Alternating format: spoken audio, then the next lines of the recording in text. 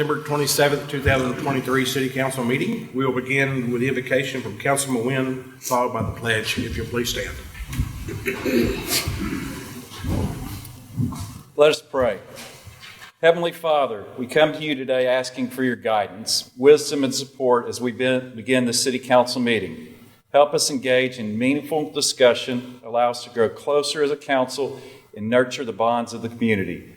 Protect our police and fire departments, be with our city employees and with our community on a daily basis. All these things we pray in your Son, Jesus Christ's name. Amen. I pledge allegiance to the flag of the United States of America and to the republic for which it stands, one nation, under God, indivisible, with liberty and justice for all.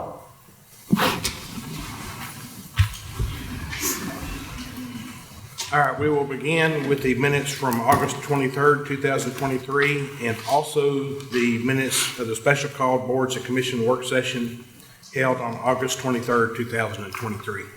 Move to approve. Second. Got a motion by Curtis, second by Wynn. All those in favor say aye. Aye. Opposed? Motion carries. All right, we're going to come down for some awards.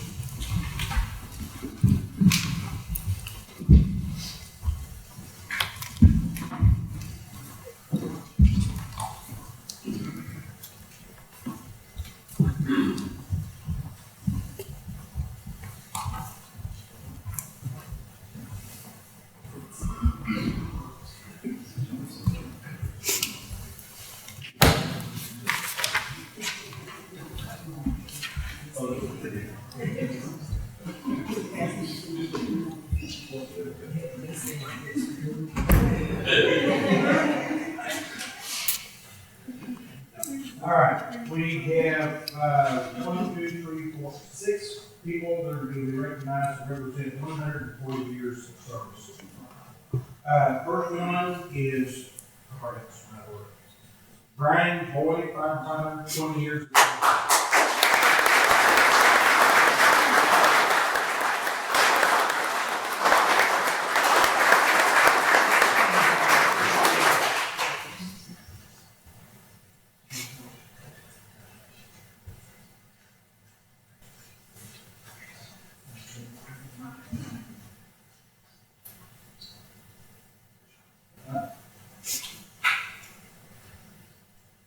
Next we have Scott Hilsnet.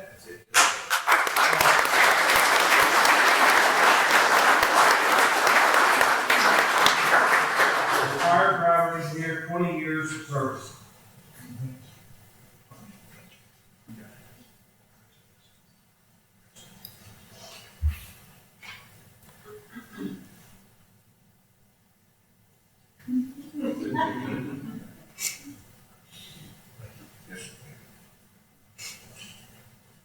Sorry, that's on mute. All right. Next, we have Aaron Bauer, IT specialist, 20 years of service.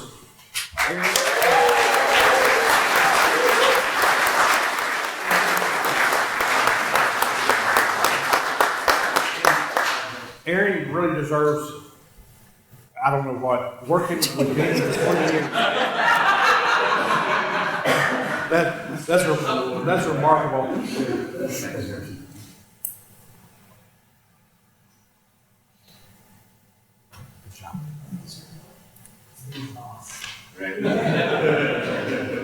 Next we have Dwayne Starling, Utilities Construction Inspector, 25 years of service.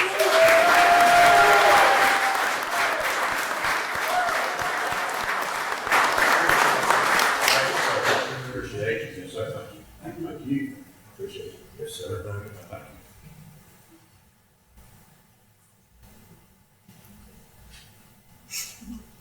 Thank you. Appreciate it.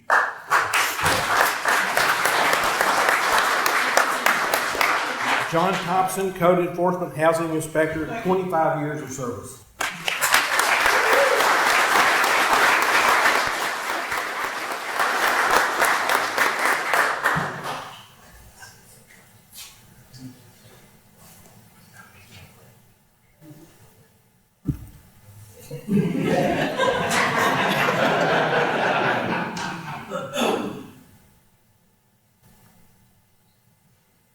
Take that with you. There's no money. And the last one is Michael Norris, Manager, Wastewater Utility Systems, 30 years of service.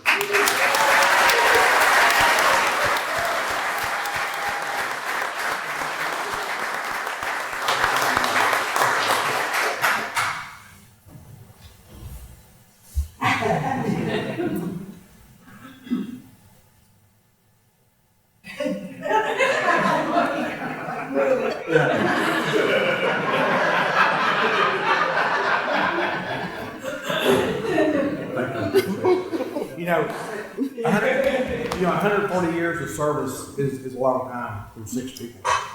And I just thank you all for being leaders. And as the young people come in behind you and fill certain roles, it takes people like y'all to teach them and show them loyalty. And y'all done a good job. So thank you all for the 140 years of service.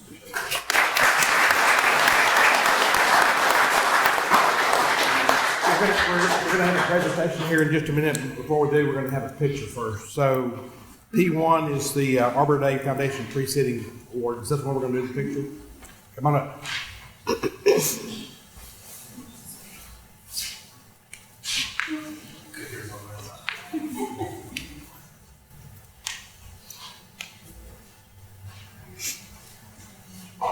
Okay.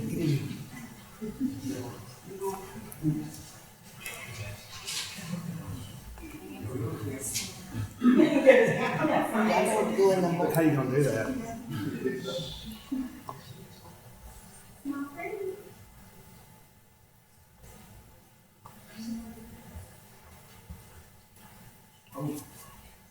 Oh, we got plum. All right.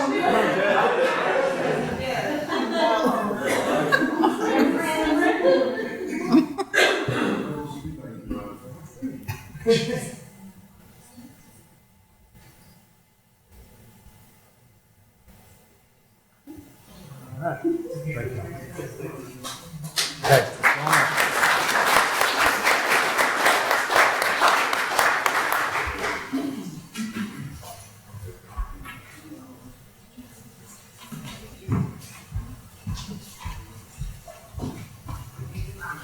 Down to my roof.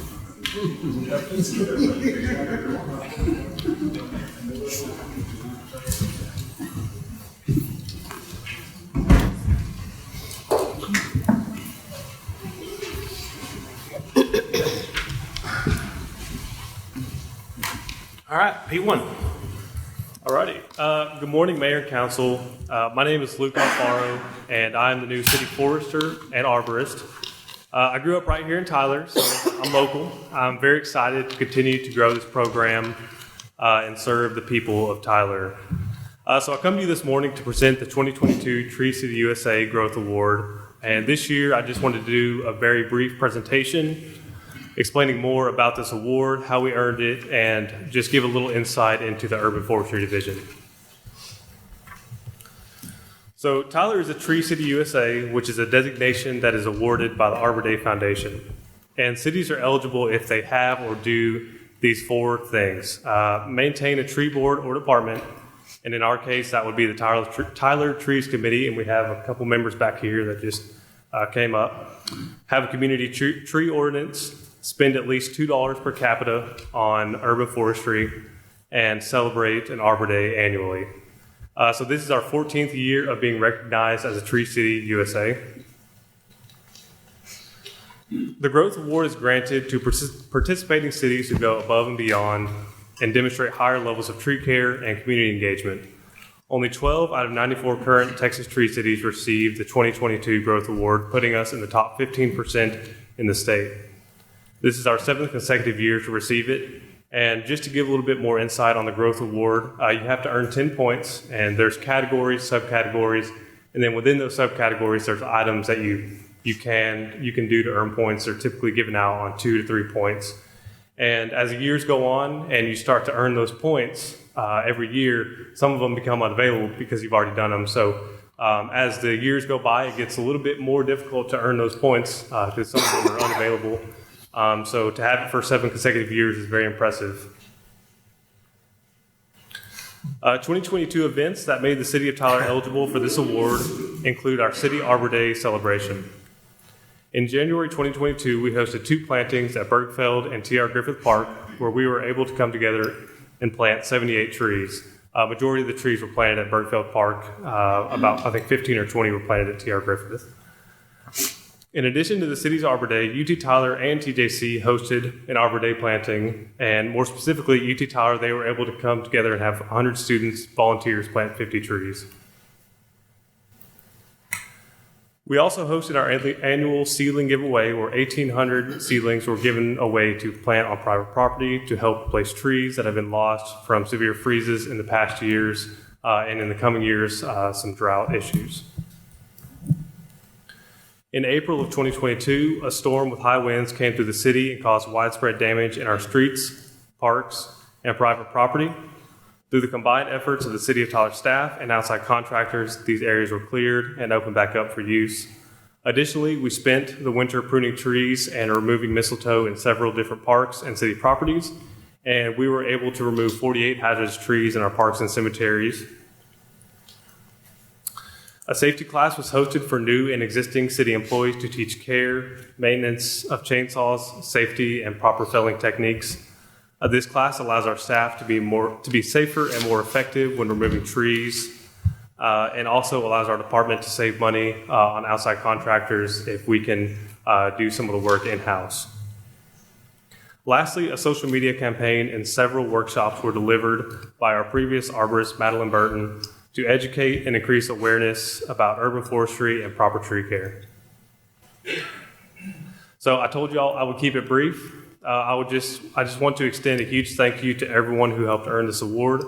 It is recommended that City Council accept the 2022 Tree City USA Growth Award from the Arbor Day Foundation. Great presentation.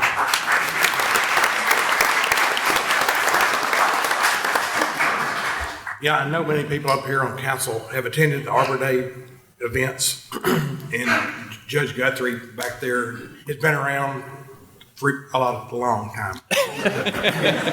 And I thank you for everything you've done for the Trees Committee.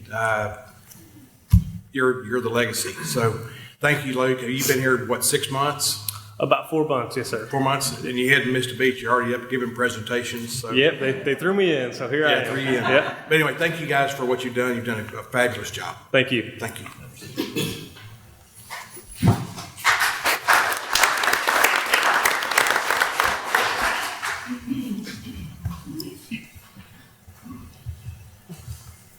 Morning.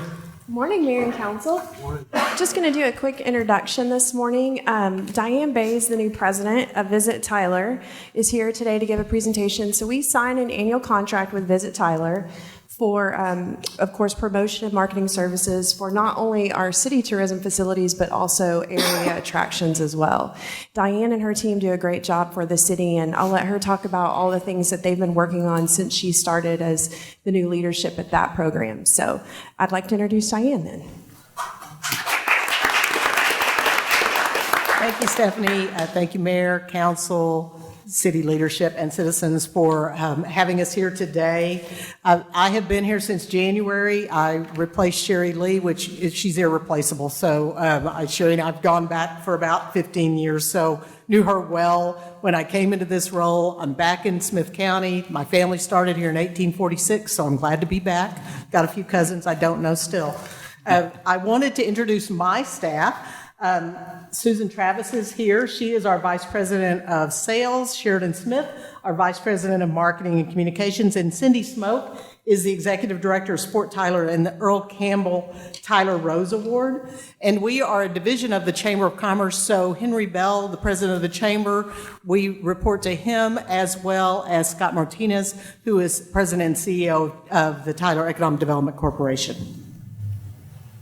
Whoops, forgot to turn.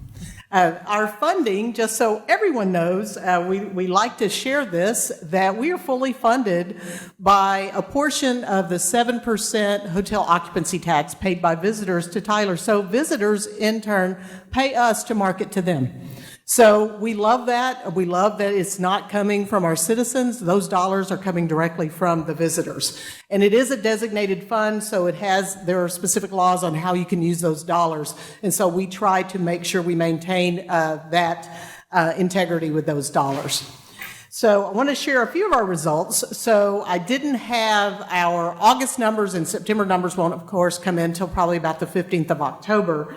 But year to date, we are up 2%, a little over 2% in occupancy for the year in Tyler, and our revenue is up about $3 at about $83 per room. And that includes rooms, all 40 hotels and over 3,182 hotel rooms. So that gives you a bit of history on what that looks like.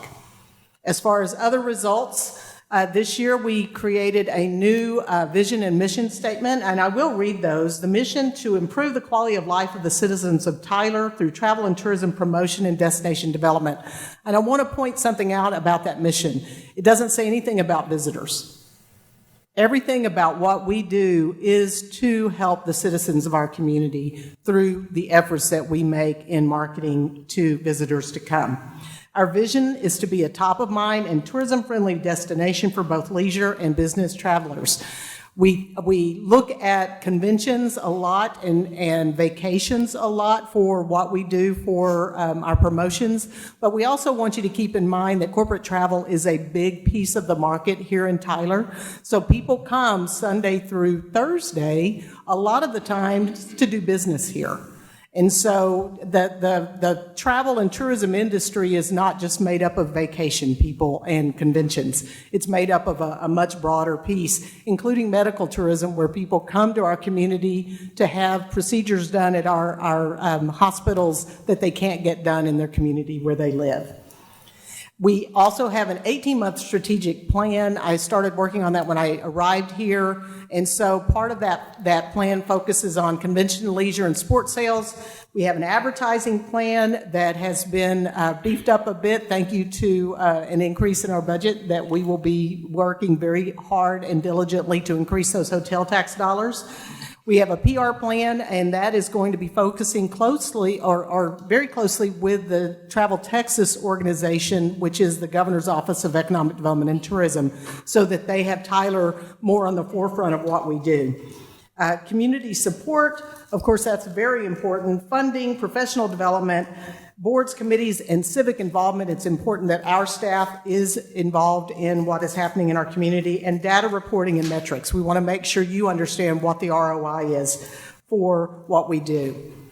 The results for this year: we booked or assisted with 42 meetings and conventions, which produced 4,800 room nights. We booked or assisted 19 leisure overnight groups with 900 room nights, and we booked 5 leisure day trips. So not only were people coming for the night, they also came to overnight. Some of those conventions included the Texas Chefs Association and their 60th anniversary. We had numerous sporting events, from tennis to golf to archery, and I'll be talking about Sport Tyler here in just a bit. And we booked a really big piece of business. The Texas Shriners are coming in 2025. There will be over 1,000 of them here in our community, so we're excited about that as well. We distributed 1,100 tourism packets, and we had over 16,000 people over 10 months in our visitor center sign-in report, which includes our visitor center and 3 other attractions in town. We have attended trade shows, the State Fair. We're actually getting ready to go next Friday to sell Tyler at the State Fair to all of those visitors coming into the state, and we'll be working in the Texas Historical Commission's Trails booth. We were at Southwest Showcase. That is an association planner convention that takes place in January, where we promote to association planners in the Austin area. So we are letting them know that we have a W.T. Brookshire Conference Center that we would really love them to have their meetings in. IPW was a first for Tyler. IPW is the U.S. Travel Association's annual event. It's the first time it's been in Texas in 20 years. It'll probably not be in Texas for another 20 years. It's a huge event, and they welcome the world to the U.S. And so we were there to work with the Travel Texas group to say, this is what you can do when you come to Texas. You can come to Tyler. the Dallas Adventure Show, the Frisco Garden Show, Travel Texas Expo, Piney Woods Festival, and Travel Rally Day, working with the travel counselors at the Travel Information Centers. As far as Sport Tyler is concerned, Max Duggan was named the Earl Campbell Tyler Rose Award. It was helpful to have Max then play in a big game right after that. We were pretty happy about that. Timing is everything, and Cindy does a great job in promoting sports in Tyler along with her board. And just there's a list there, a laundry list of different activities that we had that we hosted. And I want to point out one thing. You'll see golf, tennis, basketball, disc golf, Little League gymnastics, karate, archery. There's a lot of different sports that take place in this community, and they bring in a lot of folks, 13,000 participants in Tyler. And then, of course, we hosted yet one more 17th annual East Texas Kickoff Luncheon that was done very well this year. As far as our advertising and marketing, Sheridan has stepped up to the plate. And we actually are working on Totality Tyler. If people are not aware of that, that is a gift from nature that's coming next April. We do have an eclipse, an annular eclipse coming in October, but in April, it will be the one time you will all get to see it in our community, unless you're here in 3,000, which my guess is that's probably likely not going to happen. So good luck, though. I want those vitamins. So we are excited to have that event. So since we're having an eclipse that's going to be here, totality, we will be dark in our community. And so we have a number of activities that we're going to be working with people all over town to sell our community and encourage people to come. I will tell you that those hotel rooms are filling up. People are already coming, and they're paying a lot of money to be here. So we're working closely with TJC and their planetarium. We have a countdown clock in our visitor center. Come on in. You can look every week and find out where we are on the countdown. Some other things that we've done, we've really beefed up our video production, and all of that is in-house through Sheridan. We introduced Sheridan Explores Tyler, and it's gotten a lot of play. If you haven't followed us on Visit Tyler on social media, please, I encourage you to do so. And I want to point out in the video views, we've had a 216% increase in video views since Sheridan took this role, and so I'm really proud of that. We distributed 17 newsletters to over 11,000 people who have requested our information be in their hands so they can learn what there is to see and do in Tyler. And they're both local and out-of-town folks. And it's almost a 35% open rate, which is significant. That's much higher than normal in the industry as far as newsletters. And of course, we continue to produce the Rambling Roses podcast. Cindy has taken over that role as the lead, and then we will come in and work with her on telling the story of Tyler on a podcast. As far as our PR is concerned, we've been working closely. If you remember, this organization was tasked to work with the Tyler Arts and Culture Collection. I'm really proud of the fact that they have now finalized a strategic plan. They have a board of directors, and they've created bylaws, and I can now add that they are applying for a 501c3. And so they are looking to figure out ways they can fund that organization to beef up the arts community in Tyler. We hosted 2 Keeping Tyler Rose hospitality trainings to create ambassadors to know what there is to see and do in Tyler, and they are in the hospitality field. We're going to continue to do those. I think we have one scheduled in November as well. And then, of course, it's important that our team is out there and representing in the travel and tourism industry, not only in Tyler, in the region and in the state. So the boards that we serve on are listed there, including the Texas Travel Alliance, which I am the co-chair of their Legislative Affairs Committee. I'm also on their Women in Travel committee, and I'm on the board of directors, stepping off in September. This is my second term. I'm good for those 6 years that I've served.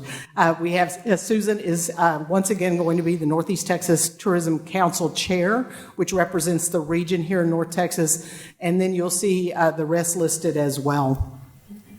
And then finally, our results on our website. Again, you see significant results. New users up 328%.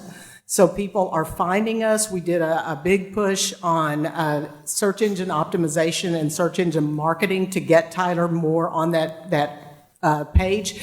So the direct search has increased to 376%, excuse me. And then, of course, you can see the increase in all of the areas overall with social media.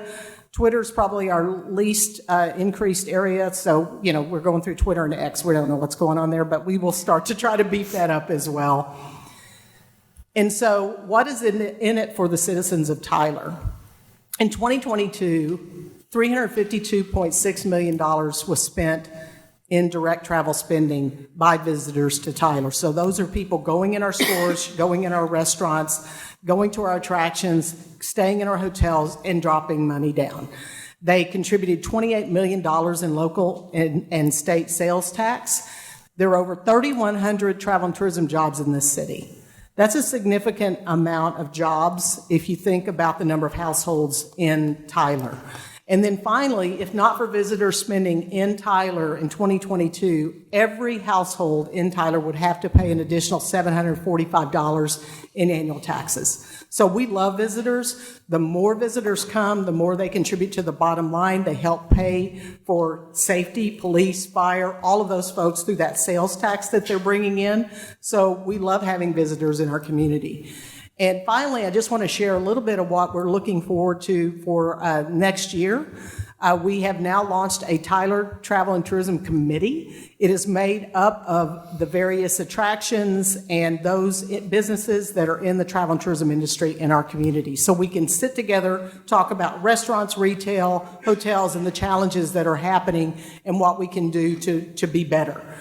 We also are including our higher ed organizations into that committee. And then we are launching the Tyler Travel and Tourism Alliance. That is going to be a quarterly meeting with the last quarter. We're going to be recognizing our industry people who are doing great jobs, whether that is someone who is at the front desk at a hotel or housekeeper or waitress, whatever that looks like. We want to recognize that front line and the back of the house, heart of the house for what they do. Tyler we're trying to get Tyler designated a Texas Music Friendly community. We are working with the Texas Music Office. We're working with the City of Tyler Communications Office to make that happen. We have an advisory board put together, and we are hoping that memorandum of understanding from the governor's office will come any day so that we can launch this and hopefully have it by either October or November. We are completing a community inventory. We don't know what to sell if we don't know everything there is that's available. So we're looking and wearing different hats to identify what that looks like. We're going to, again, focus on a strategic advertising and PR effort. We're going to be hanging out with the Travel Texas people in November with a number of media from across the country. We've already signed up for that, so we're excited. And then, of course, finally, we are the stewards of the public funds, and it's important that we make sure that we are taking care of those funds that you are trusting us with to ensure that we are doing our best efforts to represent Tyler. That is it. There's my presentation. I'm happy to answer any questions. Well, Diane, you've also hit the ground running, and you hadn't been very long, and the numbers are fabulous. And when you mention your team, I see them out in the audience. I see Scott, I see Sheridan, I see Cindy, I see Susan, I see Diane, and I see Henry. And it's a team that works well together, and we're always talking about relationships. And we all know each one of these people by name because we work with them. And so thank you for what you do. We built the conference center, and I'm amazed at how it's being booked. And I see the different things that are occurring in town, and it's exciting, and it's fun to be a part of it. So thank you for what you and your team are doing. Thank you. Appreciate it. You bet.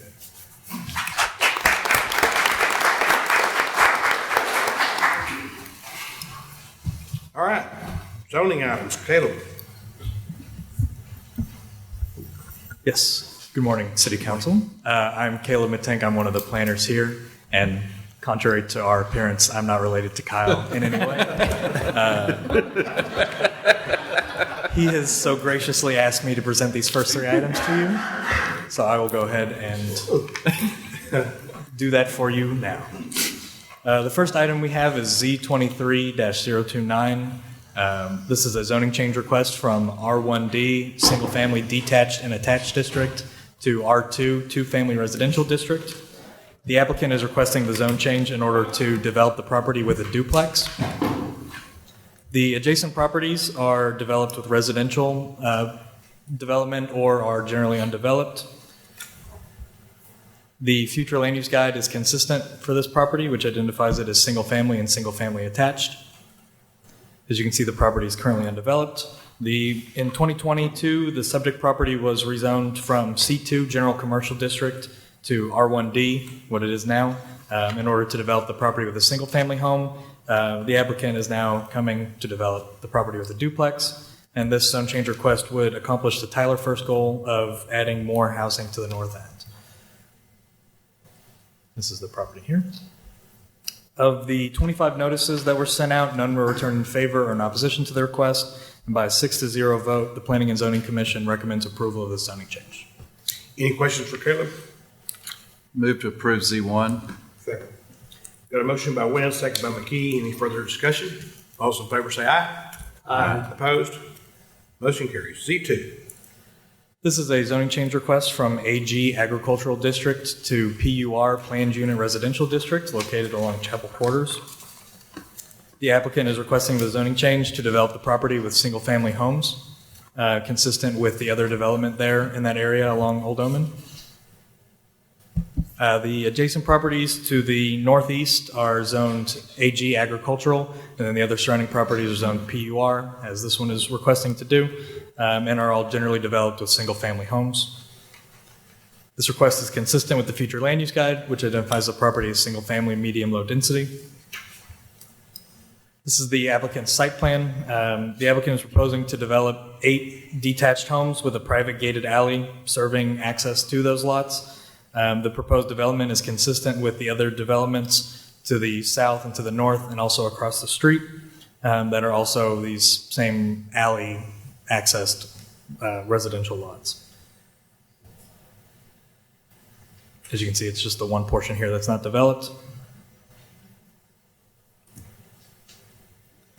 The 16 notices that were mailed out, 3 were returned in favor of the zone change request and 1 was returned in opposition for a protest calculation of 7.4%.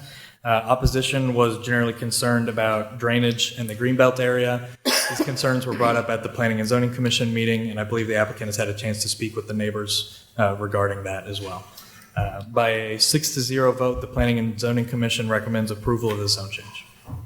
Any questions for Caleb? Make a motion to approve Z2. Second. Got a motion by Nichols, second by Curtis. Any further discussion? All those in favor say aye. Aye. Opposed? Motion carries.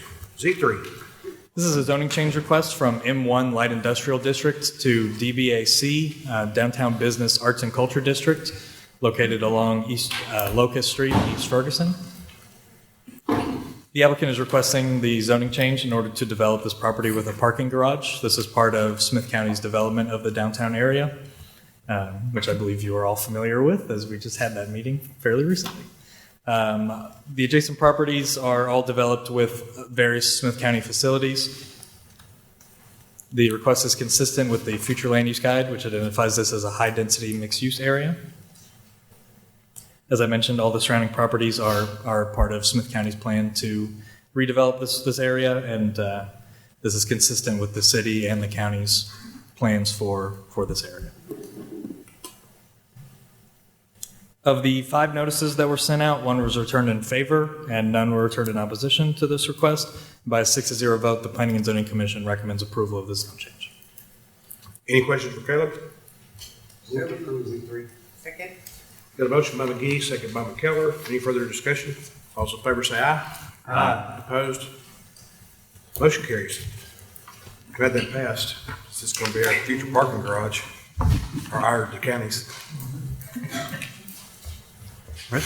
Good morning, Mayor and Council. This next item is a request for an annexation. This is just south of Oak Creek Addition along Jonestown Road.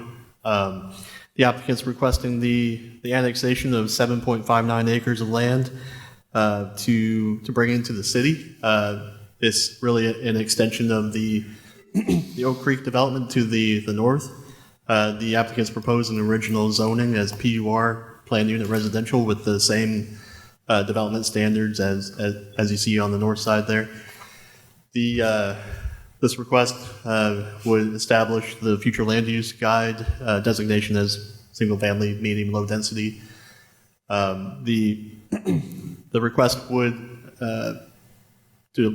extend the city limits in this area, and so the Planning and Zoning Commission, by a 6-0 vote, recommended approval of the annexation request, which would establish the new boundary of the Tyler city limits.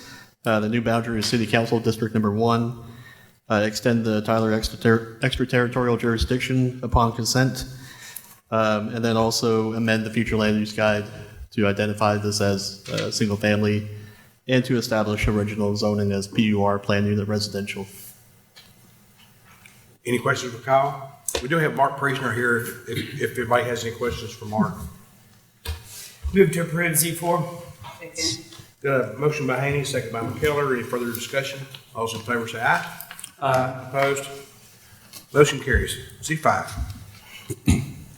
This is a request for a planned unit residential district site plan amendment. This is an appeal of the decision of the Planning and Zoning Commission on the August 1st agenda. This property is located just northwest of the intersection of Cumberland Road and South Broadway. The Cumberland, excuse me. This is approximately it's zoned PUR, and it was zoned in this way back in July of 2022. The site plan I'll show here in a second. As you can see, the site plan that was approved back in July of 2022.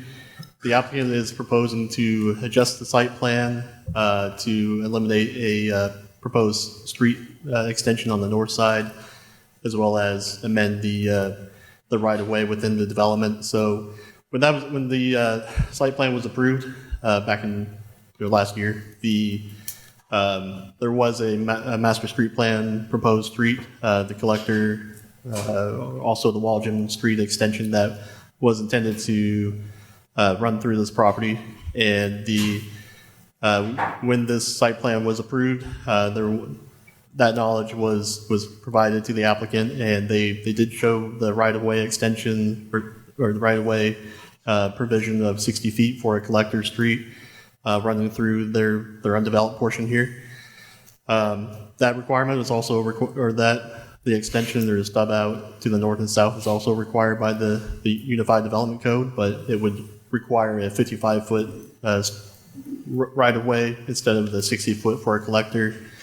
When this was discussed, I have circled here the turnarounds that are shown here or known as hammerhead turnarounds instead of the typical cul-de-sac turnarounds. And so those are required by the ordinance when we reviewed the site plan back last year in consideration of the extra right-of-way that would be needed for that collector. Staff did did allow for that hammerhead instead of the traditional cul-de-sac, and I think that did result in additional lots for the developer to develop. The applicant is now requesting the amendment of the site plan that takes into consideration the elimination of that proposed collector street running through the property. And so they are proposing to reduce the right-of-way through there from 60 feet to 55 feet. And then also to eliminate the street stub on the north side. They are trying to justify that removal due to the location of a cemetery on the north side. There are no current burial plots on the north side of the property. As you can see on the the right side of the plan here, there are additional lots that are gained by the applicant through this the site plan amendment, from removing the stub out, and then also additional lots when you reduce the right-of-way width. They were able to accommodate additional lots there. So there's a net gain of 4 lots in addition to the removal of the right-of-way here. As I mentioned before, the UDC, the Unified Development Code, requires a street stub or a future extension of a street to be on average every 1,000 feet. And so as you see here, the dimension here is over 1,500 feet. And so that provision of the street stub out is required by the ordinance, regardless of the master street plan being adjusted. And so the idea is that there's a street stub here for a future connection, that the code also requires as the property to the north or the adjacent property that is adjacent to the street stub, they'd be required to extend that street into their development as well.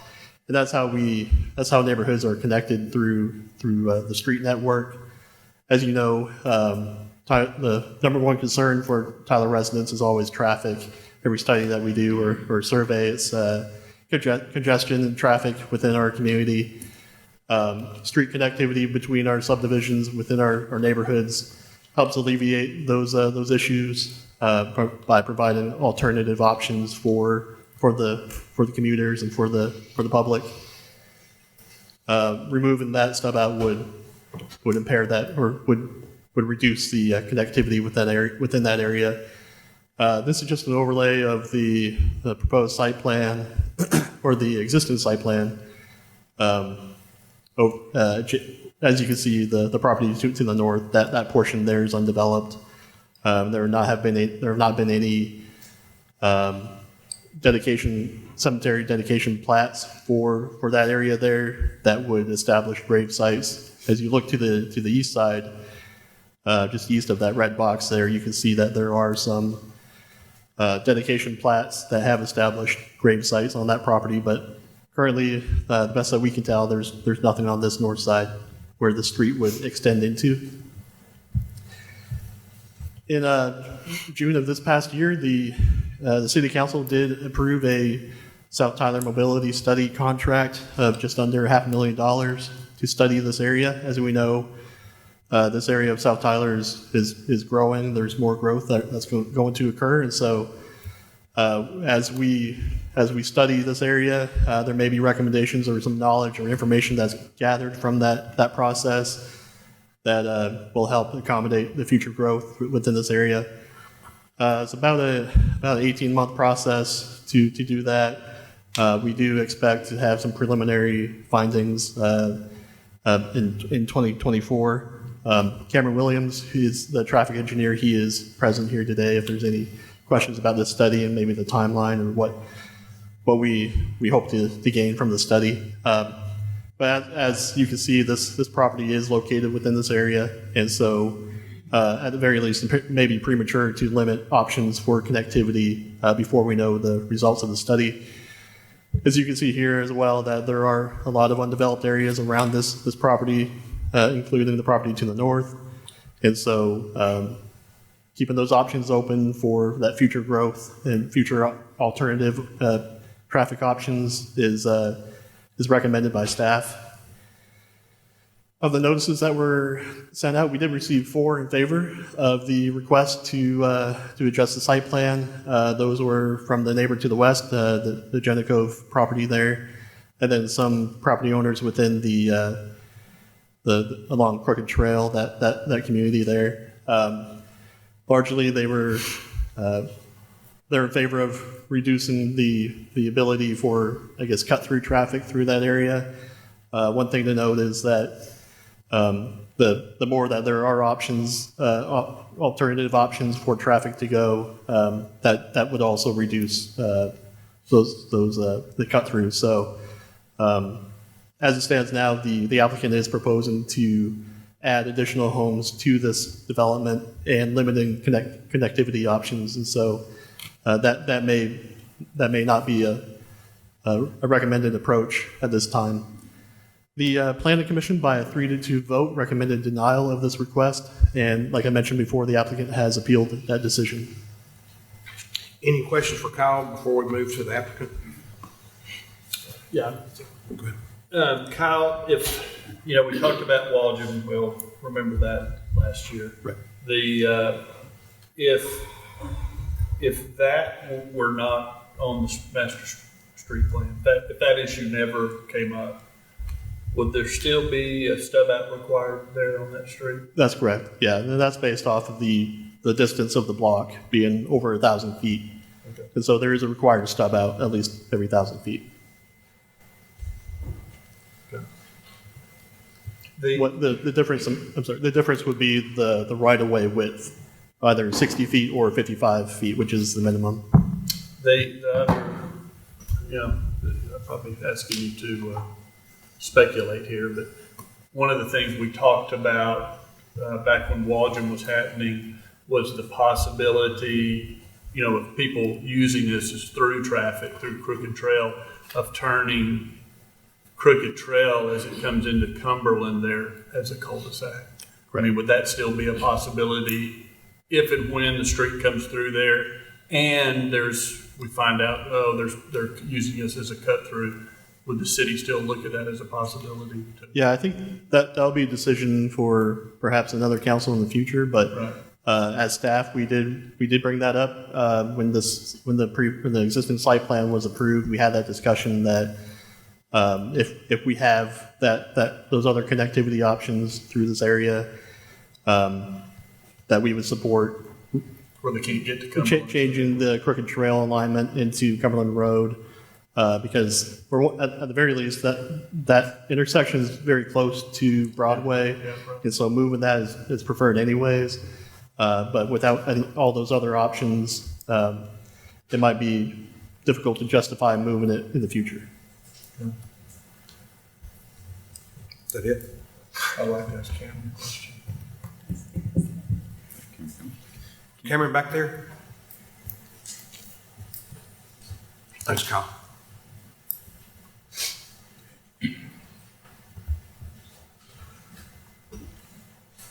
Morning. Good morning. So when do you think that study will be done? When's it estimated to be done? Yeah, so we do have an 18-month on our contract with them. Who's doing it? HDR is doing the overall study. And we have asked to try to get some preliminary recommendations by April, May of next year. But that 18 months does go through basically December of 2024 to make sure we have enough time for wrapping everything up. Okay, that's it. Thanks, Cameron. All right, we've got a card here from Adam Reeves. Wish to come speak. Just leave your name and address for the record, please. Good morning, Mayor, Council. Thank you for letting us have time to speak. My name is Adam Reeves, 3930 Glade Road, Colleyville, Texas, representing Development on the agenda item today. I'll jump to the case. What we'd like to do is request a tabling, if we may, from you to go to next month. There's 3 quick reasons I'll give, but I'm also happy to go through other information if it pleases you now, or if you'd prefer to save time and wait for next month.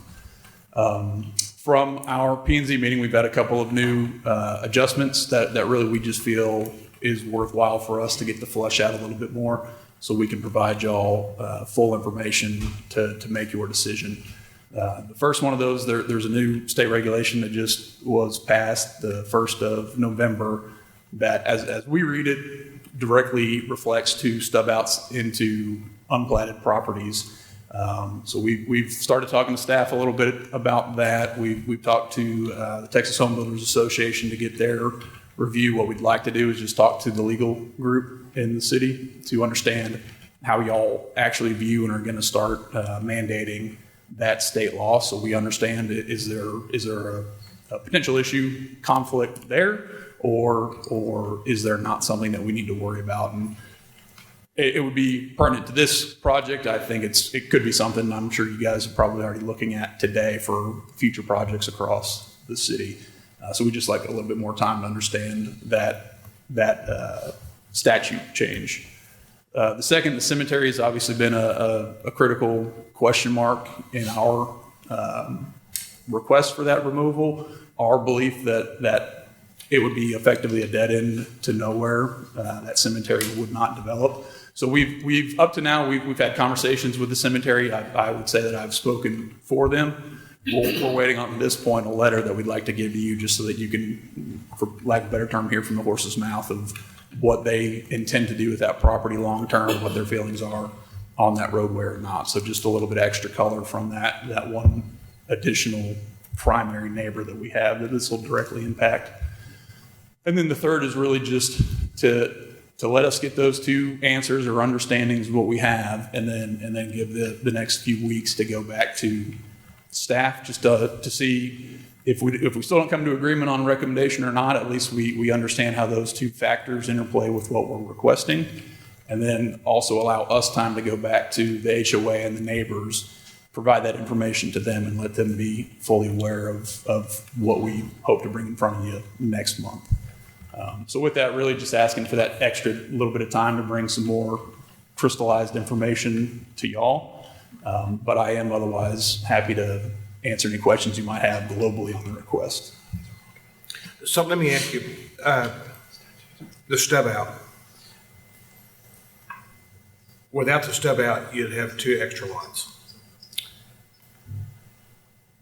We could rearrange it to have 2 extra. Is this whole thing about wanting 2 extra lots? No, that's obviously an improvement for the property. There's no doubt that 2 extra lots is great. What I would say the 2 primary factors other that we're arguing is one, and this is a code of dead ends in the city. We truly don't believe that cemetery is ever going to be developed as anything other than the cemetery. That's what they have told us, that they're not going to sell that. It's extremely difficult to create new cemeteries by state law, as I understand it. I'm not an expert, but that is a for-profit business that their future expansion on infinitum is that property. We understand it's extremely difficult for a city through eminent domain to force a roadway on there if that owner does not want to do anything. We know that TxDOT has a clause that they explicitly attempt to stay away from cemeteries unless there's some reason that they truly cannot get through. Can you back up to what you're saying about eminent domain in the cemetery? Yeah, as I understand it, I'll defer to the city attorney or y'all staff, but unless a roadway is on y'all's master street plans, I don't believe eminent domain can be utilized to begin with for taking of that roadway. But that being the case or not, from a state law statute with cemeteries, it is possible, but it has to go through, basically you have to go to district courts and start getting legal approvals to do that versus just what I would say is a normal city process of whatever you would do on a eminent domain procedure. So the hurdles are exponentially more difficult for that to happen, which again leads to our view that the cost benefit for y'all is not really there to try and push that down the road. Deborah, I don't want to ambush you, but do you have any kind of input on a public cemetery, private cemetery, the situation he's referring to, on what could happen? And that is the issue, what could happen, Mayor. That's not really relevant at this point. Our office has looked at this issue when it went to planning and zoning. And we've consistently said that this is not the time, based on the law, that those questions need to be answered by council. It's specifically related to what's going to or what could happen to the future. And that's not something that we can handle at this point legally. And so what you have before you is what it is, whether the developer needs to put in a stub out or not. The other is not relevant at this time, and it would not be prudent for the council to even start conjecturing about what could happen in the future. Whether that is or isn't a cemetery, all of that is very complicated matters that you don't have to and you're not required to face at this point. Okay, thank you. And Mayor, if you don't mind, us to do a little clarity. Mr. Reeves gave some erroneous information in relationship to the statute about just kind of the new statute in regards to confines of master street plans and platting. And Kyle is going to just give a little bit of information on that, just to kind of bring y'all up to date so you can get some of the factual type of information for that. Kyle, do you mind? So the statute that Mr. Reeves was referring to relates to future streets and right of way for future streets, and so those are there was a change in the law as it pertains to that.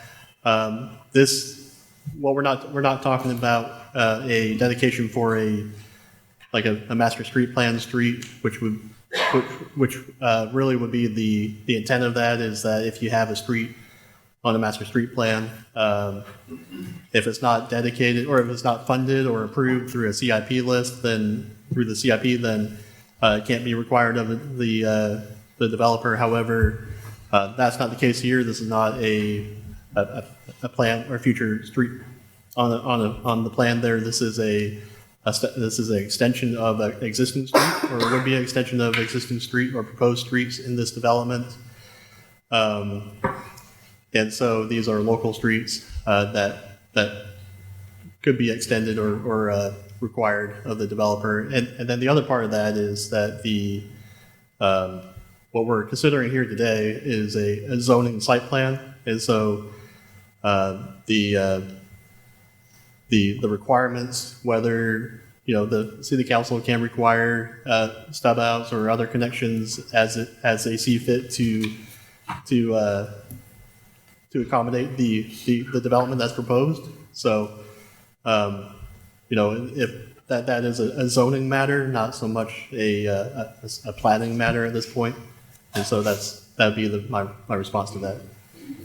And another point on this as well, that Fire Chief Coble is in the room, and so may want to ask him about the reason beyond just even on the connection piece, or possible, that is that we're talking about here, of just the distance requirement for fire trucks, and that's the other component why this is the requirement. And Kyle kind of brought that forward, but that's a piece that just for fire engines, when there's no place to turn around, or that's the reason we have these stub outs that also exist to break up blocks. Okay. So, like I said, our Chief Coble is in the audience. Is Chief back there? Oh, there he is, right there. Can you address what Ed was talking about? We do use those stub outs to turn trucks around.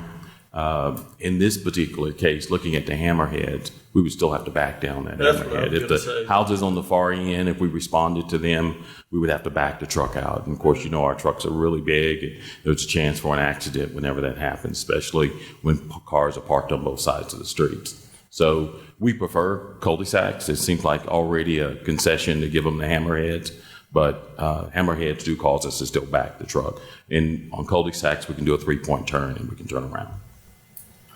So Chief, then you would be in agreement that if the developer decided to give back those cul-de-sacs and eliminate those hammerheads, we might have a little bit better opportunity to move forward by getting cul-de-sacs in all these areas instead of the hammerheads. Cul-de-sacs are easier for us to turn our trucks around in. So it's a public safety issue. It can be, but the hammerhead is an approved alternate to the cul-de-sac. I mean, most of the time, hammerheads in neighborhoods like this, they kind of turn into parking lots. They can be. When you show up, there's vehicles there. Sometimes they are. But if speculation, if that changed to cul-de-sac, would it change the regulations on the distance for stub out there? I don't believe so. I think that remains. Mm-hmm. So then maybe in the best interest of the future homeowners of this neighborhoods is to have the stub out and cul-de-sacs. Sure. Yeah. So what I would say the driver of our concern on the public safety of this, first of all, from a distance standpoint, on the northeast corner, there's say 700 feet, give or take 600 to 700 feet of that northeast boundary that are their grave sites right now. So from a practical standpoint, what we would view as a beginning point for connectivity. We don't have the opportunity to push any street stubs out through there. So if that logic is reasonable, where we start our separation, which is, say, roughly just below where it says street, between the T and the E of street extension, if you carry that distance over to where we show a street stub on the west side, that's 1,005 feet. So from our standpoint, from where we can start a true actual beginning point of connectivity, we feel we have 1,000 feet distance that we start checking that regulation box. From a code standpoint, y'all have a regulation on dead ends. So in our mind, if that roadway is built and there is no connectivity to the north through the cemetery, it explicitly states that is a fire and emergency concern of having dead-end streets in that area. So I would say there's a potentiality where we're starting to conflate the code if we have these street stub outs in place. Well, let me take one step back. From another code standpoint, subdivisions that have 120 or greater lots are required to have 3 ingress-egress points. We don't have it, but if you explode this view out as it is without that roadway, there would be 5 ingress-egress points into the subdivision.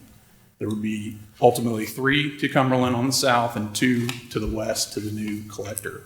So if we had that stub out, and if it were, again, we don't think, but if it was ever constructed, you would have 6 ingress-egress points. So by code, you would be 2 times more than what is required in a normal, what I'll speak for the fire marshal, but obviously let him respond, would be a safe, approved condition through your code to begin with. So again, if we remove that, we're still back down to 5. We still have 2 more ingress-egress points for fire safety. From a global view, I would think that it's good. 3 of those entrances are on one major arterial to the south. If there's a huge wreck that stops them from entering on any one of those 3 entries, the other 2 are on a wholly separate collector road to the west. So in my mind, there's a lot of opportunity in a lot of directions where that fire emergency police have the ability to get in there. The main driver of what we're seeing there to remove that is if you picture the connection from Walgem down to Cumberland, it goes straight through our development, what we consider to be what I look at it is a shortcut from anybody coming south to get to Cumberland, ultimately to get back east to Broadway, diverting them from what that collector road is on the west, which is what its intent is to carry more traffic. So from a health, safety, welfare aspect, what that tells me is you now have a shortcut for people to go through a local residential street that is fairly straight, so people can be going around that roadway, faster speeds, which is going to put you in conflict with the neighbors that live there, the pedestrians, the bikes, everybody walking up and down those streets. I think that is much bigger of a negative in relation to 5 other ingress-egress points to the subdivision than it's worth to give what I view as a straight shot shortcut through that neighborhood. So I think it's a less safe condition if that ultimate. So what's located on that most southern stub out? What is located directly to the south of that? How are you going to connect? How does that get connected to Cumberland? Yeah. I'll show you. Doc.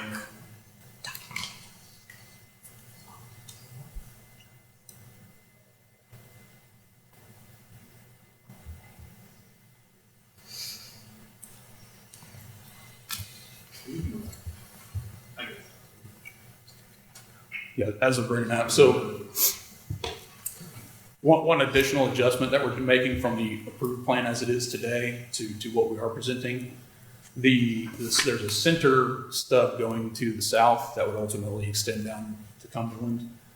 The current, what we're approved for is effectively just right-of-way dedication. So another adjustment we are making is we are going ahead with the full construction of that road above and beyond what we're having to do today. So that's an additional cost to push that road in there right now. Thank you. So obviously you see the white is our plan. The red is Dalton. That effectively mirrors the previous master street plan that was in effect. The blue is now the collector. Red used to be collector, removed, pushed to the west collector offsite in the past year or so since the 22 approval of the past site plan. So when I look at this, what I see is if traffic is a problem and I'm trying to get around Broadway, north or south, using Cumberland to Waldrum or Waldrum south to Cumberland, I'm not going to drive south, turn west onto that collector road to get further west on Cumberland to come back east to Broadway to save me time.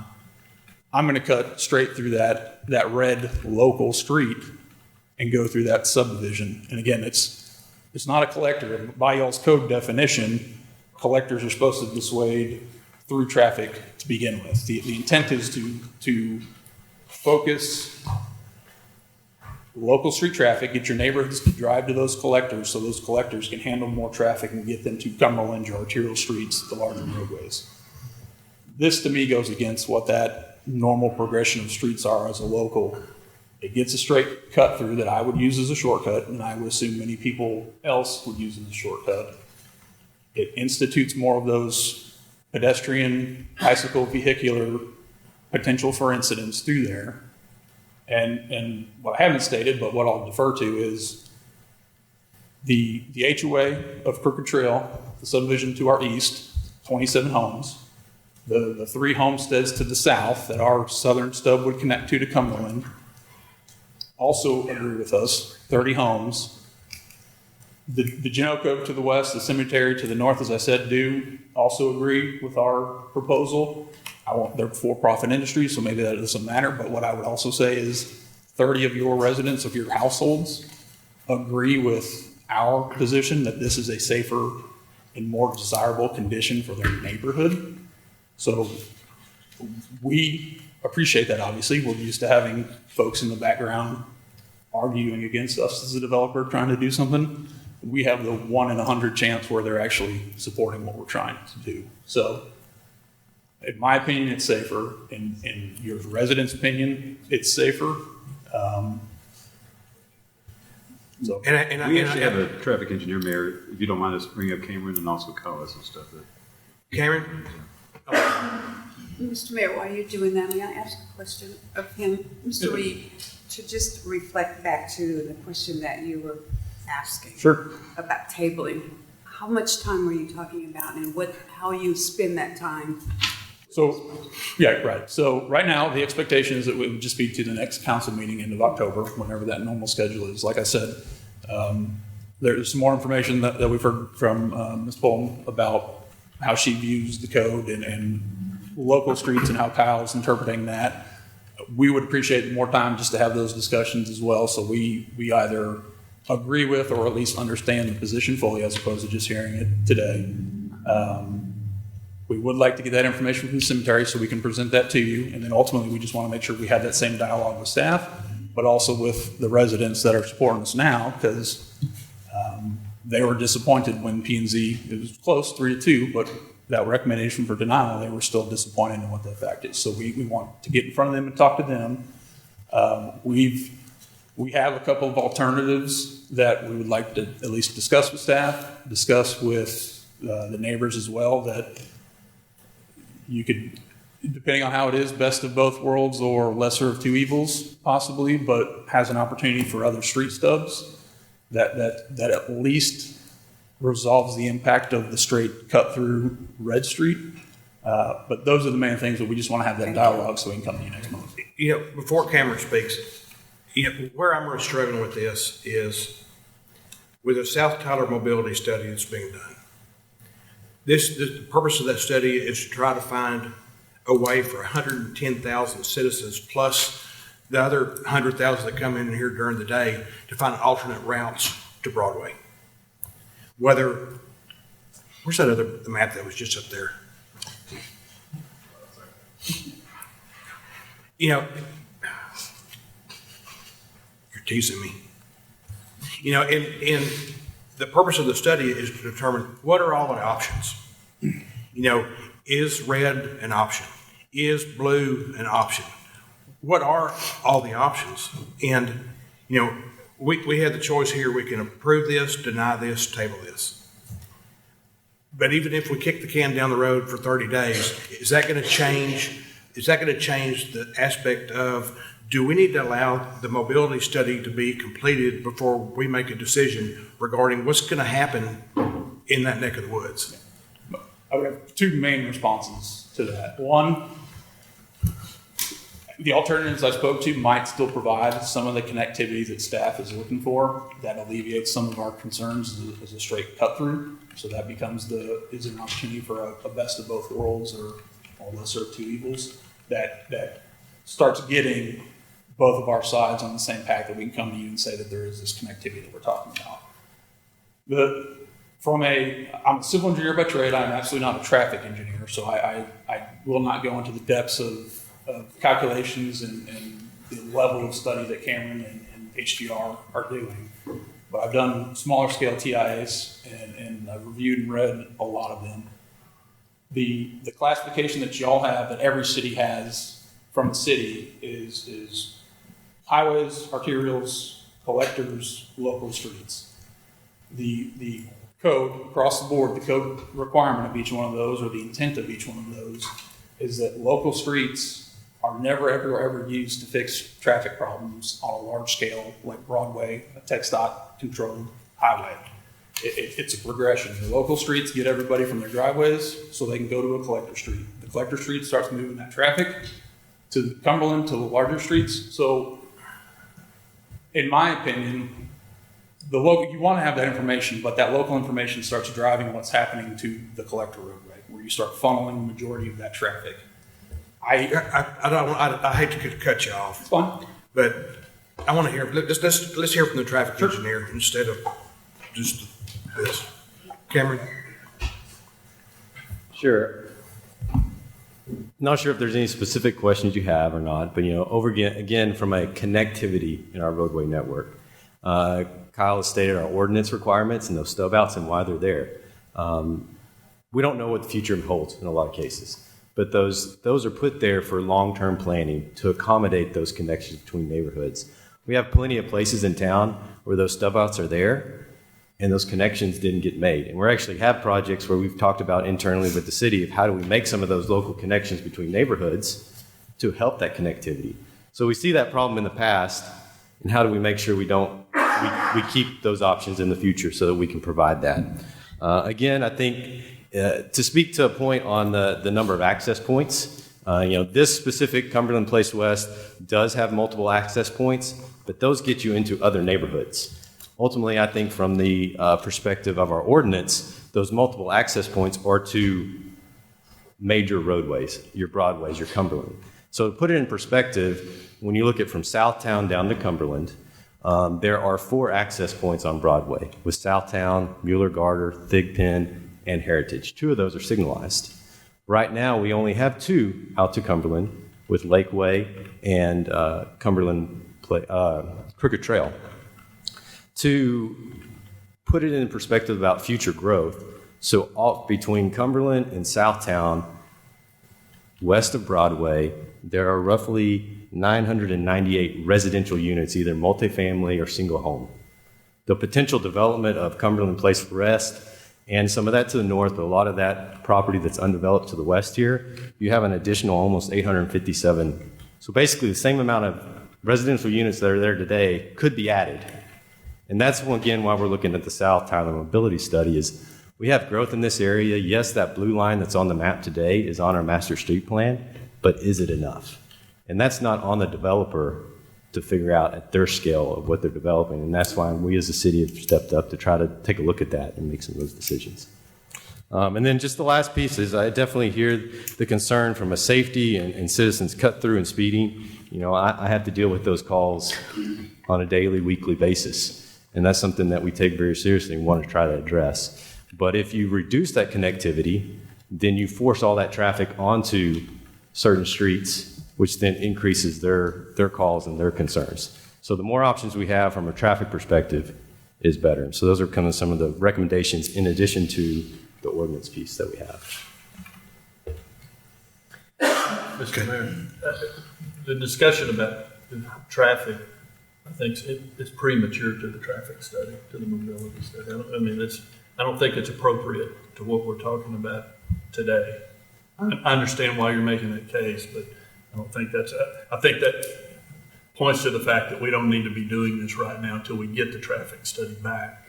And my second or a question for you is, if we table this, are you talking about coming back with something different or just more information in support of what you have today? Because there's been plenty of time to turn in any support for what you have today. Right. I mean, this could have been pulled yesterday. It didn't have to get pulled today while we're having the meeting. So the new state statute was September 1st. So we've had, by the time that happened, we knew about it, say, a week later. So we've read it internally. We've brought it up with Kyle to at least start the discussion. Right. Generally, everything that he said back is what he said today. But we have not had time to close the loop with the legal standpoint. So we know that there's the staff perspective. We're hearing from legal today on what that is. I can't say today that we agree with that still and don't feel like there's still right. But the are you cemetery talking group about we're coming hoping back with something different? Possibly. Yeah, so, I mean, that's actually, so something he made a statement of, make sure that you understand, as well as council, which is they submitted, so the way state statutes and laws work, they submitted under the law that changes is not then applicable to the case that they have before you, because they submitted before the law changed. And so that was with consideration, everything there. So if you want to make changes, my recommendation, probably staff's recommendation, is you begin the process over again.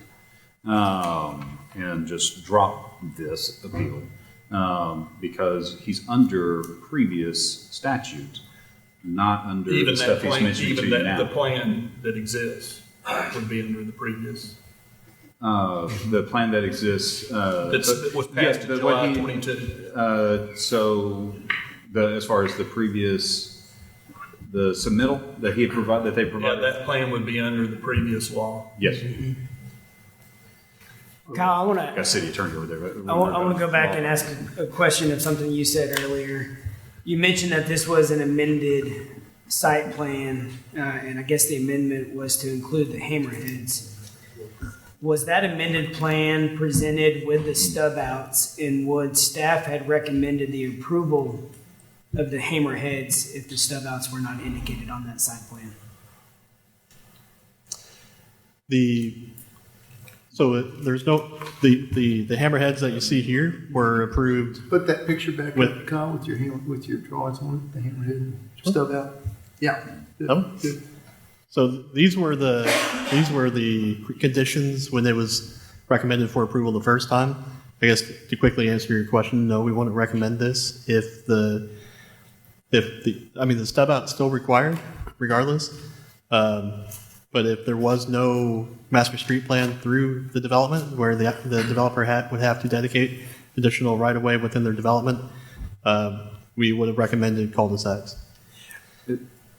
But let me also state that, master street plan is being brought up, a lot of discussion on master street plan. That's actually not the focus of the issue. The focus of the issue is a request from a variance of your development laws in relationship to stub outs that are required for public safety purposes and minor collective purposes. So not even relationship to the master street plan, although we do have a study in relation that, that's been referenced coming back to. This is no different than, say, Donnybrook or Copeland. This is, as far as a minor collector, that is required per your development code and the laws that were passed and that they're asking for a variance from. So what we need to do is we need to focus on this right here. Do we want to do this, or do we not want to do this, or do we want to kick the can down the road for a month? Question for Mr. Reeves.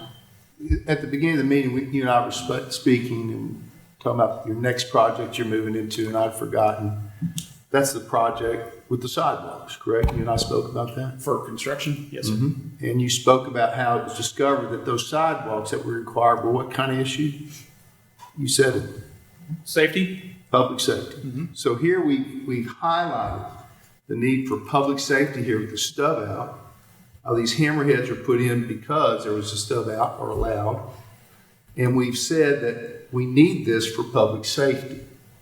What we're talking about today, what we're hearing from you last time, you and your client, and this time, is that maximizing profit over minimizing public safety is a plus for y'all. Doing away with sidewalks, allowing people to walk on curb and gutter, okay. Doing away with the stub out that is safety oriented for our first responders to provide the best response to the citizens y'all are selling houses to is okay. So maximizing profit on development, on minimizing public safety is not something we can accept. I hear you. I disagree with your point. Okay, good. So Lloyd, are you making a motion? I am. Making a motion that we deny their request. Second. Who seconded it? We got a motion by Nichols, second by Haney. Sorry. Any further discussion? All those in favor of denying Z5, say aye. Aye. Opposed? Z5 is denied. All right, moving along. Kedrick, 01.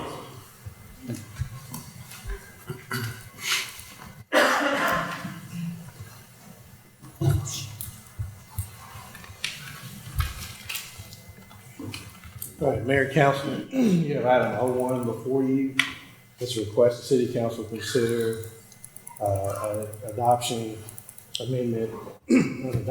an ordinance amending the fiscal year 2022-2023 budget. This is just a cleanup item for our 22-23 fiscal year budget. This is something that we traditionally do every year. Traditionally, it's part of our regular budget adoption, but we separated it this year. And you've got about 5 items to consider there. We're basically transferring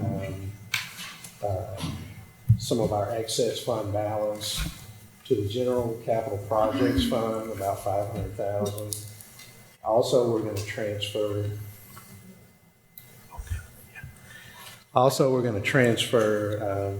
about $317,000 to the transit fund from the general fund. Then also, we're looking at transferring about $850,000 of the general fund balance to the information technology fund to cover ERP software. And then we're looking at transferring about $3 million of our excess fund balance from the general fund to the rainy day fund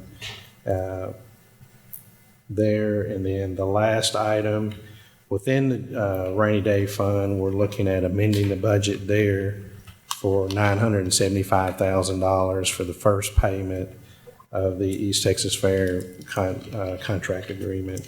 The second payment will come in the new fiscal year once the contract terms are met. So staff is recommending that City Council consider adopting an ordinance amending the fiscal year 2022-2023 budget. That's our recommendation. Any questions for Kedrick? Move to approve 01. Second. We got a motion by Curtis, second by McKellar. Any further discussion? All those in favor say aye. Aye. Opposed? Motion carries. Thank you. Thanks, Kedrick. Chief Coble. Good morning, Mayor and Council. I have 02 this morning. We have discussed this in the past, and so this is a further consideration so that we can move forward with the Tower 10. Good news is that Tower 10 is scheduled to be here on Friday. So we've been trying to time all of these things together at the same time so it work out. Now, there's still a few blue tape items that the manufacturer is going to come here and repair at the station. So and then that'll be followed by some training for the people that's going to staff that truck. And then we're scheduled for pushing, I believe, on 10/18. That should already be on your schedules. So the request today is consider adoption of an ordinance amending Tyler City Code Chapter 3 Civil Service Classification Plan for amending the Civil Service Classification Plan and number of authorized civil service positions for fiscal year 2023-2024. And what this essentially is the 6 positions that we were able to gain through the SAFER grant, which paid 100% for 3 years for 6 positions. This is to give those positions the rank so that they can actually fit on the truck. So if you'll see, the total authorized positions did not change from our previous year.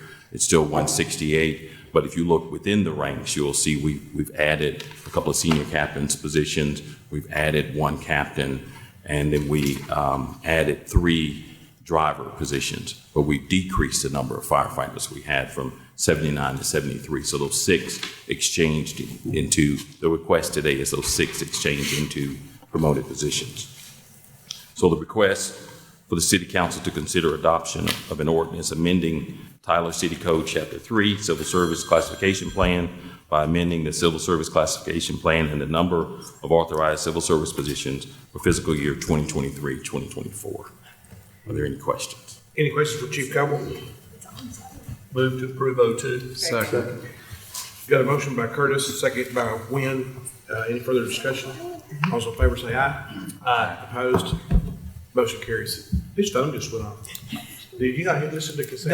The orange light says it is on silent phone. Cassandra said, watch out. Did we vote? Yes. Okay.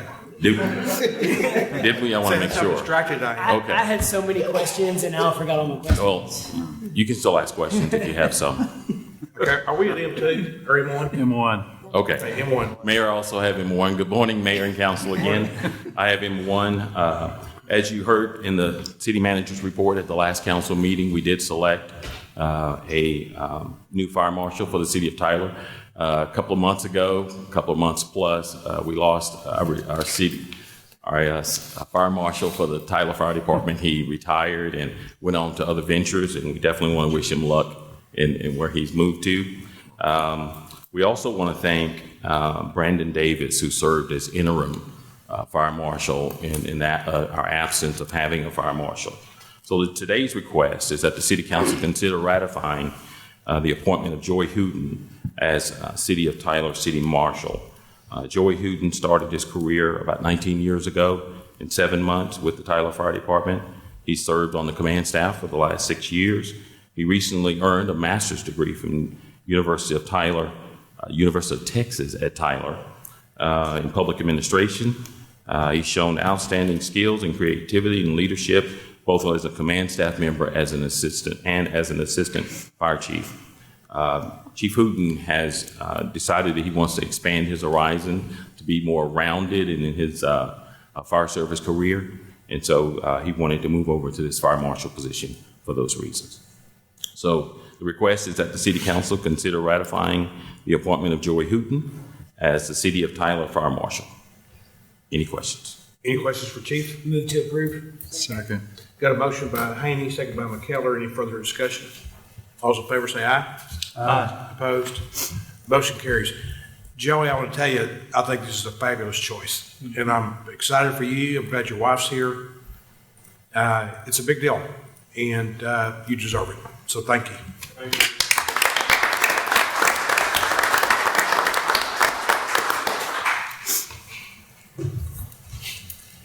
M2, beat that.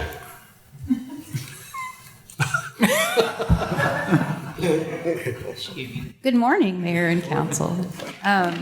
This is agenda item M2. It is for the John Souls Foods Waterline Extension Contract, construction contract award. So if you'll remember, in October of 21, John Souls Foods formally requested City of Tyler water service. And in April of 22, the City Council approved an engineering contract for the design of that waterline extension with Brannan. So the design has now been completed, the project's been bid, and today we're here to award the construction contract. This project consists of approximately 3 miles of new 16-inch water line, about 1,000 linear feet of steel casing by dry bore. This is a pretty big project, and we'll be replacing about 1,400 tons of asphalt as we are working our way through the neighborhoods and streets. So the estimated construction schedule, we're estimating to start in November of 23, so not next month, the month after, and then completing sometime in the spring of 24, which likely will be in May, about mid-May. Bids were opened and read aloud on September 12th. We received 11 bids for this project. The lowest responsible bidder was A.E. Scholl. So I'm here to request that the City Council consider authorizing the city manager to execute a construction contract with A.E. Scholl and Company in the amount of $3,470,533.50 for the construction of the John Souls Foods Waterline Extension Project, Tyler bid number 23038. Can you go back to that one slide? The one with all the bids. Oh, yes. That's a lot of bids. That is. And it's a fairly wide spread of bids too, but we were really happy to see that many bids come in. See that. Well, and I'd say that the low dollar end of the bids are pretty tight, which means it was a good package. Very competitive. Good package that people had. Mm-hmm. That's a good reflection. All right, any questions for Kate? Second. Got a motion by McKellar, second by McGee. Any further discussion? All those in favor say aye. Aye. Opposed? Motion carries. All right, well, on to M3. This is an engineering services contract for the consent decree Group 6 remedial measures cured in place pipe project. So as you know, we have pipeline analysis has been doing all of our assessments of our different groups of pipeline for the consent decree. They've completed the assessment of Group 6. They submitted that annual assessment, annual condition assessment in July of 23 to both the EPA and the TCEQ. The majority of the design packages for Group 6 are included in an engineering services agreement we have with Langen, and that was awarded in August. However, we are requesting that the one package, the Group 6 CIPP project, we're requesting that an engineering contract with KSA be considered for this CIPP design. This package is going to include 9,200 linear feet of gravity main remediation by the CIPP process. It's one design package. Estimated construction cost is $2,950,000. The engineering fee is $543,400. So I'm here to request that the City Council consider authorizing the city manager to execute an engineering services agreement with KSA Engineers for the Group 6 consent decree CIPP remedial measures design in the amount of $543,400. Any questions for Kate? Move to approve M3. Second. Got a motion by Curtis, second by Wynn. Any further discussion? All those in favor say aye. Aye. Opposed? Motion carries. Thanks, Kate. Sarah?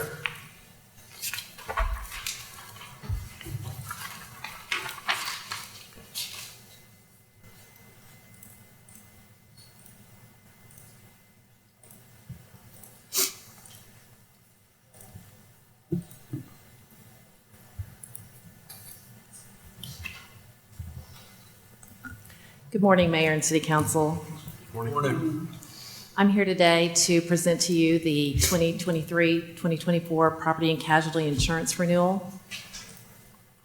As you may recall, last year we went out and did a full RFP, and after a thorough analysis, we selected for our package property and general liability policies through McGriff, Siebels, and Williams. The cyber liability through Hibbs, Hallmark and Company, the special event liability through Bosworth and Associates, and our liability third-party claim administration with Innovative Risk Management. And that process allows us to 2 one-year renewal options with the current vendor as long as the premiums are acceptable to the city, and this would be the first of those renewal options. So these are all of the coverages that are in our property and casualty program. This is our exposure base. So I'm showing you expiring and then our renewal exposures. And you can see there is some increase. Primarily, we added the W.T. Brookshire Conference Center back into our program. So we have higher the property policy has higher exposures. Overall, it's probably about a 9 or 10% increase in our exposures.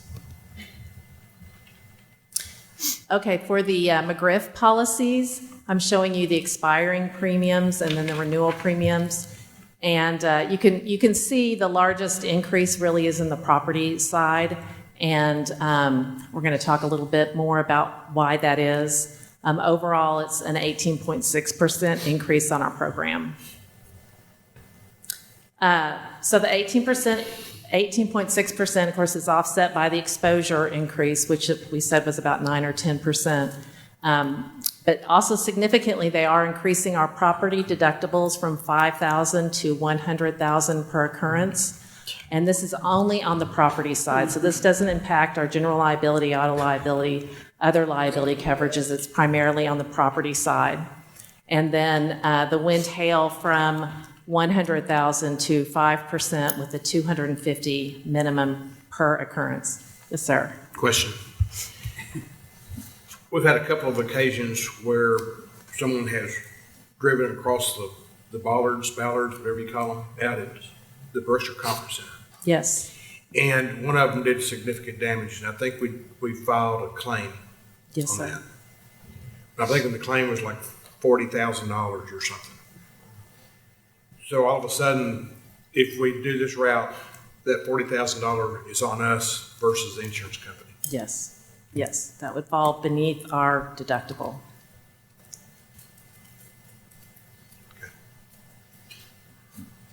And I don't know how much you want to talk about just as far as your review of that because of that, how that popped up, and just as far as what the standard Right. industry standards are. Yes, so there are a lot of factors that are driving, the premium increase, is one thing, but the big thing for us is the deductible increase. That's a big change in our program. I would say the $100,000 is a lot more indicative of other public entities, of large corporations. A $5,000 deductible is extremely low, and we've been able to maintain that year after year, but due to a lot of factors in the property insurance market, it's just not sustainable anymore. And some of the reasons that you'll connect with probably very easily are like the recent natural disasters like wildfires, the winter storm, hailstorms that we've seen across the country.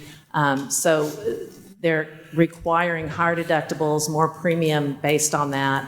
Also, there's just it's a significant hardening in the property market. So you may have seen it, in your business or personally, what's happening with property insurance. It's nationwide, and so it's not just happening to us here in Tyler. And then inflation is a big part of it. They're having to pay more to replace and repair damages. And our rates compared to other cities are significantly lower. So we pay about 13 cents per hundred, and other cities are more, several in the 40, 50 cents per hundred. So our rates are extremely good, and McGriff has gone out to the market, even though this was just a renewal, because we got these terms that we were not totally happy with. They did go out to the market, and they still recommend this renewal, and they tell us that it's very highly competitive, and they recommend the renewal.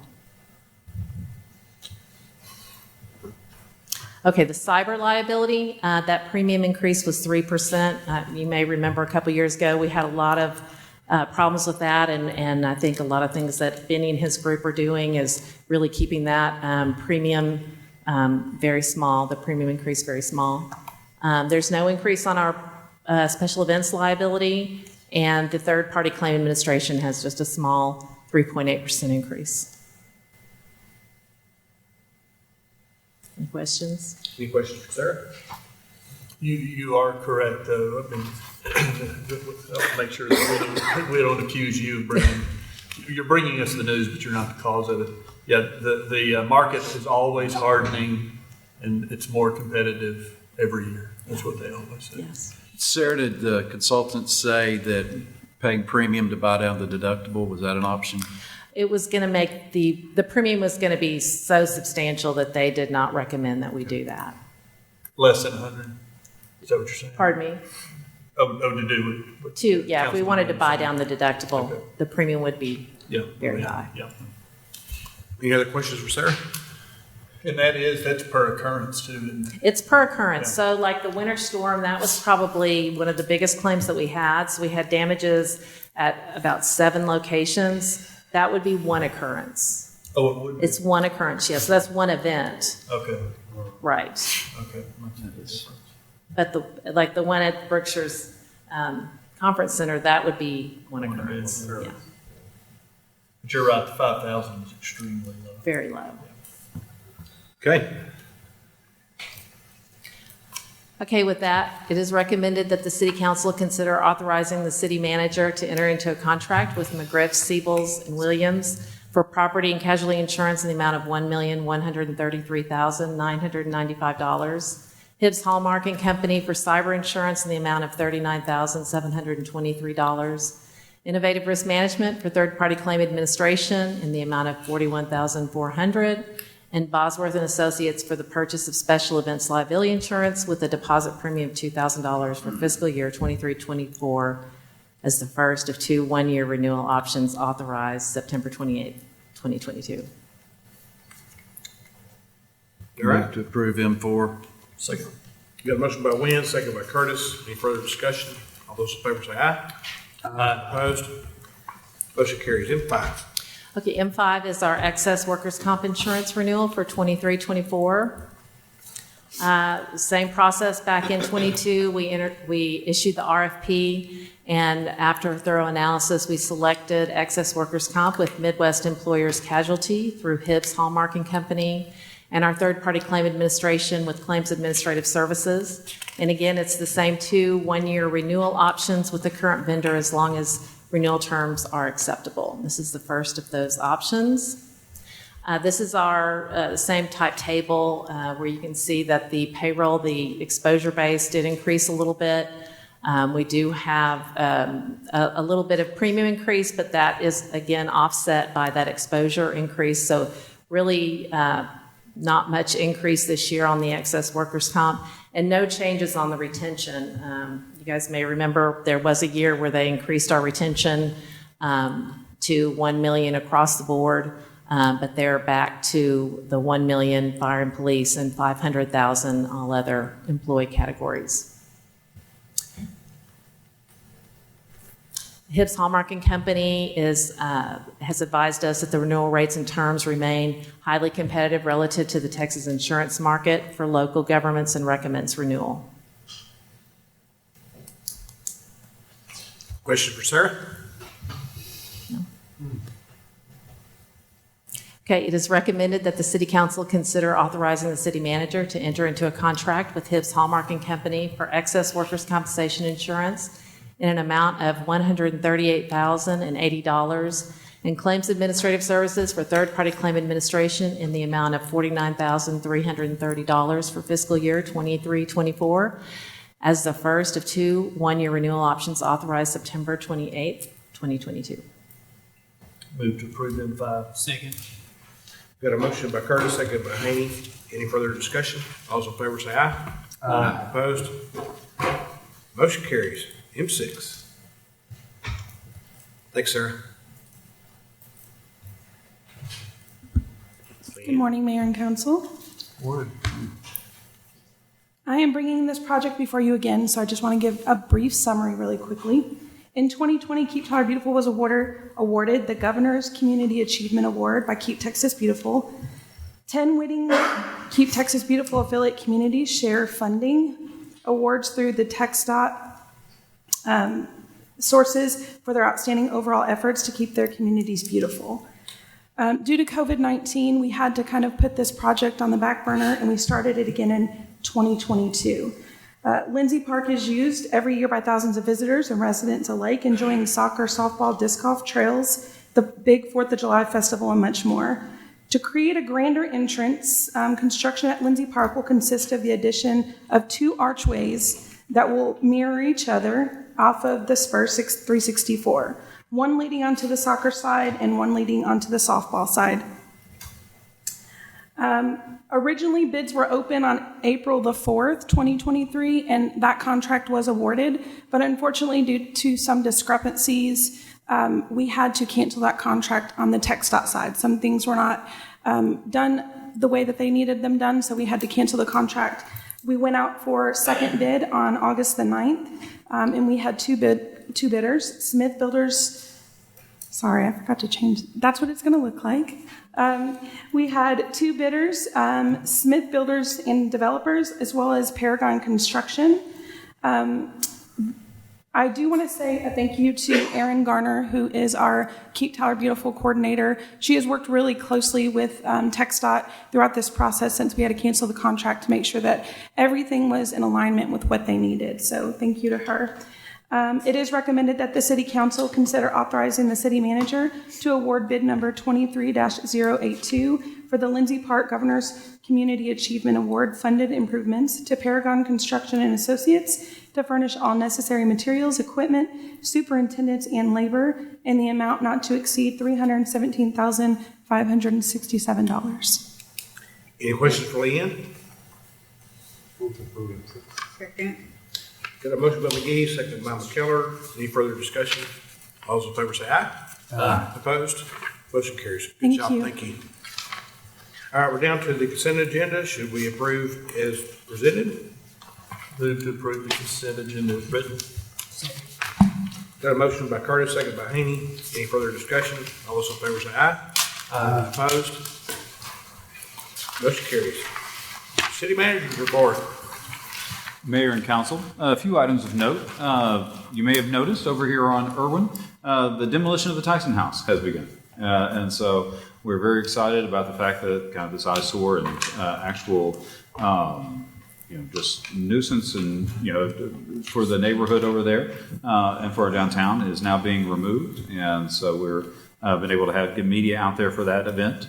One of the things that with the East Texas State Fair, underway that we want to make sure is kind of mentioned as well is our continuing concerns in relations to our fog ordinance, our fats, oils, and grease, and how we can keep that out of our wastewater system, is the work that code enforcement has done with the East Texas State Fair staff for this upcoming fair, or for the fair as it's going on now. And so they had a good visit. Net Health also joined them to talk about kind of the illegal disposal of grease or hydraulic fuel runoff into our storm drains. They were able to set up cameras in different locations. Those cameras have been notified, so people know that they are being watched. East Texas State Fair also put up their own cameras to also kind of watch the different food vendors that are out there in order to make sure that there is no pumping of gray water or fats or even hydraulic fluid into our storm drains or into our wastewater system. So we're glad for the ability to work together on that project to make sure that we're able to kind of keep our system clean. Also, code enforcement has been working to make sure what they can do to help beautify downtown. And so the past week, you may have seen as far as some netting that has gone up right on the other side of railroad tracks over here off Bodark as it leads to the solid waste facility. And so they were able to put panels up. We had a local artist that did some rose mural work that was put on those as far as that mesh and the panels there, so that kind of gives a nice break to our solid waste facility and some of the stuff that goes over there from those who are kind of traveling through downtown. So we're very especially proud of solid waste for helping sponsor the panels, and then code enforcement for really helping getting that site prepared and helping the artists get that put up. And then finally, the City Council had a great meeting last week, and I want to say thank y'all for the work that y'all done with the Commissioners Court. That joint meeting is one where, it's only in places like Tyler and Smith County that we can be able to have two different political bodies come together and have such camaraderie, discussion, and a unanimous agreement on as far as the direction for our downtown. And so I was very proud of that. I appreciate the hard work of the mayor, the council with that. And so we're very grateful for just kind of how that meeting went. Great. Any comments from the city manager before we adjourn? Thank you. Thank you, sir. I entertain a motion to adjourn. So moved. All right, we are adjourned.